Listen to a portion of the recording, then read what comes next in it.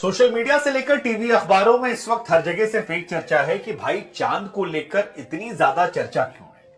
और एक आम इंसान ये समझ नहीं पा रहा कि भैया चांद पर जो हम जा रहे हैं वो क्या केवल माहौल बनाने के लिए जा रहे हैं, मतलब चांद पर जाएंगे तो दुनिया में नाम हो जाएगा। और अगर यही इतना लॉजिक है तो फिर 600 साढ़े 600 करोड़ रुपए केवल 14 दिनों के लिए क्यों लगाए जा रहे हैं। मतलब नाम हो जाएगा, धमक हो जाएगी, लेकिन नाम और धमक के लिए भारत 650 करोड़, रशिया की बात कर ली जाए तो उसने 2-3 हजार करोड़, अमेरिका और ज्यादा, चीन जैसा देश जो है वो भी लगातार लगा हुआ है और दुनिया में कई और देश जो हैं वो भी लगे पड़े हैं। तो इसके पीछे की वजह क्या है, ये सवाल क्या आपके जहन में आया है? हम आपको बताते हैं इसके पीछे वजह क्या है। दरअसल चांद को लेकर मुख्यतः 5-6 वजह है। एक वजह तो ये है कि टेक्नोलॉजी के माध्यम में आप बहुत आगे हो जाएंगे, आपके रॉकेट से लेकर तमाम चीजें जो है आपकी टेक्नोलॉजी उसकी धाक दुनिया बढ़ेगी। जैसे अमेजॉन वाली कहानी हमने सुनाई थी कि हमारे रॉकेट को अमेजॉन के जो सीईओ हैं वो पसंद कर रहे थे। लेकिन ये तो सब धरती की संभावनाएं, कई संभावनाएं ऐसी हैं जो अंतरिक्ष की हैं और अंतरिक्ष की संभावनाएं ज्यादा जरूरी है। जैसे पहली संभावना है पानी की संभावना को लेकर। इंसान ये जानता है कि अगर पानी वहां पर मिल जाता है तो नई जिंदगी में मददगार चांद हो सकता है, एक ये बहुत बड़ी संभावना है। दूसरा, पानी को ऑक्सीजन और हाइड्रोजन में कन्वर्ट करके उससे क्वालिटी फ्यूल जो है वो आप निकाल सकते हैं और इंसानों की बल्ले बल्ले हो जाए। कहानी ये होगी कि अगर चांद पर हमें पानी मिला तो उससे हाइड्रोजन और ऑक्सीजन मिलाकर वहां पर शक्तिशाली और स्वच्छ रॉकेट फ्यूल जो होता है वो हो जाएगा, क्योंकि रॉकेट फ्यूल जो है वो एक लिमिटेड अमाउंट में आप यहां से भेज पाते हैं। फ्यूल खत्म, आपका विमान जो है वो टाइम फिस, तो वो टाइम फिस ना हो इसलिए आपके पास चांद पर आपकी फ्यूल रहेगा और वहां से आप जो है दुनिया भर को दुनिया तो हमारी यहीं पर है, उससे आप अंतरिक्ष को एक्सप्लोर कर सकते हैं। तो ये एक बहुत बड़ा लालच है। दूसरा लालच ये है कि चांद एक वीरान जगह है जहां पर कितने सारे धातु छिपे हैं जिसका अंदाजा हमें आपको नहीं है।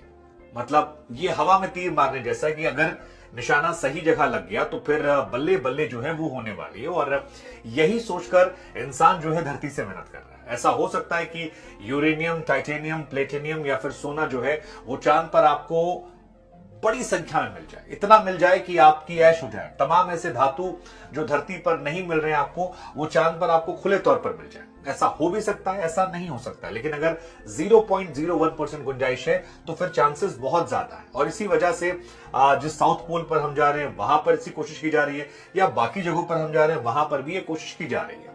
तो ये एक बहुत इंपॉर्टेंट फैक्टर है और बहुमूल्य धातु जो है उसके पीछे हमारे वैज्ञानिकों के रिसर्च वो जाने के लिए, और ये माना जा रहा है कि कई ऐसे धातु हैं जो इलेक्ट्रॉनिक्स मैन्युफैक्चरिंग में काम आ सकते हैं, बहुत दुर्लभ होते हैं। तीसरा जो एक बहुत इंपॉर्टेंट फैक्टर है वो ये है कि अंतरिक्ष में हमारा चांद जो है वो एक स्पेस स्टेशन हो सकता है।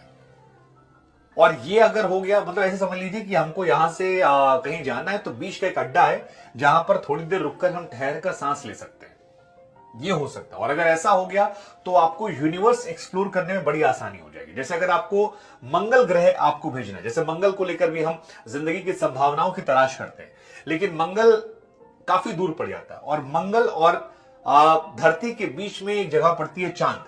तो उस चांद को अगर हम जाते हैं तो वहां से आप एक्सप्लोर कर सकते हैं, चांद पर ठहर सकते हैं और यहां से मिशन लॉन्च करना या यहां से नजर बनाए रखना कंपैरिजन में इजी हो जाएगा। तो जो चांद पर जल्दी फतह करेगा, जो चांद पर जल्दी अपना एयर स्टेशन बनाएगा, उसके लिए भविष्य में ज्यादा एक्सपेरिमेंट करना आसान हो जाएगा कंपैरिजन टू उनके जो बाद में आ जाएंगे। और अगर आप ऐसा कर लेते हैं, आपका स्पेस स्टेशन वहां बन जाता है, तो फिर आपकी टेक्नोलॉजी, जैसे मान ली इंडिया ने 600 साढ़े 600 करोड़ में बनाई, तो दुनिया के बाकी देश जिन्हें करना होगा उन्हें इंडिया से टाई अप करना होगा कि भाई कैसे हुआ, तो वो एक बड़ा पैसा जो है वो भी आपका वसूल हो जाएगा। तो एक तरीके से ये एक बड़ी इन्वेस्टमेंट है, खोज के साथ साथ, मतलब आपका नाम हो रहा है, भविष्य की आप नींव रख रहे हैं, पैसा भी हो रहा है, दुनिया यूनिवर्स आप और ज्यादा एक्सप्लोर कर रहे हैं और धीरे धीरे आपकी इंटरनेशनल धाक जो है वो और ज्यादा बढ़ रही है। तो कई ये भी बहुत इंपॉर्टेंट महत्वपूर्ण फैक्टर है। और वो पहला वाला फैक्टर जो आपने आपको बताया वो तो है ही, मतलब अमेरिका जो कर रहा है वो चीन को करना है। अमेरिका और चीन दोनों में आज के टाइम में कंपटीशन है कि सुपर पावर हम या सुपर पावर तुम हो।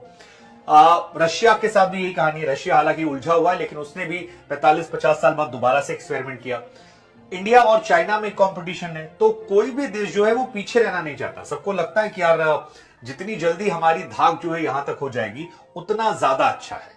अब आपको समझाते हैं कि किस देश की कहानी कितनी रही और किसने किसने चांद पर कब कब क्या भेजा।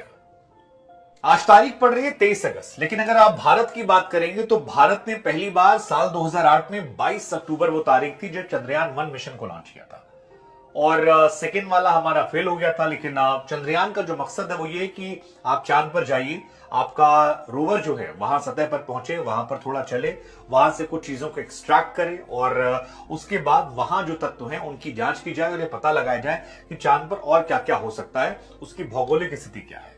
2019 में भी हमने जब लॉन्च किया था, सॉफ्ट लैंडिंग के पहले हमारा वो कम्युनिकेशन जो है लैंडर का टूट गया था, तब काफी तकलीफ हमें हुई थी, रोने वाली तस्वीरें आई थी। एंड इस बार वी आर पॉजिटिव की चीजें बेहतर होंगी। अगर आप रशिया की बात करेंगे तो रशिया ने लास्ट टाइम 1976 में अपना लूना 24 लॉन्च किया था और वहां से वो चांद की मिट्टी लेकर धरती पर सुरक्षित लौट आया था। हालांकि ये अनफॉर्चुनेट है कि तब एसएसआर यानी उनका सोवियत संघ था, अब जो है उनका लूना 25 गया जो काफी अपडेटेड वर्जन था, खासतौर पर इंडिया के चंद्रयान के मुकाबले माने तो बहुत ज्यादा वो अपडेटेड था। उनका रॉकेट जिससे लॉन्च किया गया वो मजबूत था। उनका लूना 25 जो था वो सर्दी गर्म से अलग अपने आप को सेफ रख सकता था। तो बहुत सारी चीजें थी और इन तमाम चीजों को लेकर भी वो गया, लेकिन 47 साल बाद उनका मिशन जो है वो बुरी तरह से फ्लॉप रहा और चांद की सतह पर जाते ही उनका लूना 25 जो है वो क्रैश कर गया। वैसे भी रशिया के दिन अच्छे नहीं चल रहे, जहां वो हाथ लगा रहे वहां गड़बड़। लेकिन फिलहाल चांद पर सबसे बड़ा दबदबा जो है वो है अमेरिका का। अमेरिका दुनिया का इकलौता ऐसा देश है जो चांद पर न सिर्फ गया बल्कि चांद पर अपने एस्ट्रोनॉट्स को भी उतार दिया उसने। और आपको ये जानकर हैरानी होगी कि उसने ये काम जो है ये 1969 में कर दिया था। मतलब टेक्नोलॉजी के मामले में वो कितना ज्यादा आगे है। अभी इंसान, हम और आप अपना लैंडर रोवर वहां उतारने के लिए संघर्ष कर रहे हैं और अमेरिका ने 1969 में इंसान को वहां उतारा, वहां रहे, वहां से लौटे। अब 5 दशक बाद कहा जा रहा है एक बार फिर अमेरिका अपने तमाम एस्ट्रोनॉट्स को भेजने वाला है। तैयारियां उनकी जो है वो चरम पर हैं और ये भी कहा जा रहा है कि इस बार उनके वहां रहने की जो टाइमलाइन है वो थोड़ी ज्यादा होने वाली है। हालांकि अमेरिका ने शुरुआत की, रूस ने फॉलोअप किया और उसके बाद चाइना जो है वो भी इनके पीछे लगा। अमेरिका, रशिया के बाद चाइना वो थर्ड कंट्री है जो चांद तक गया, उनकी सतह से मिट्टी लेकर आया, पत्थर लेकर आया।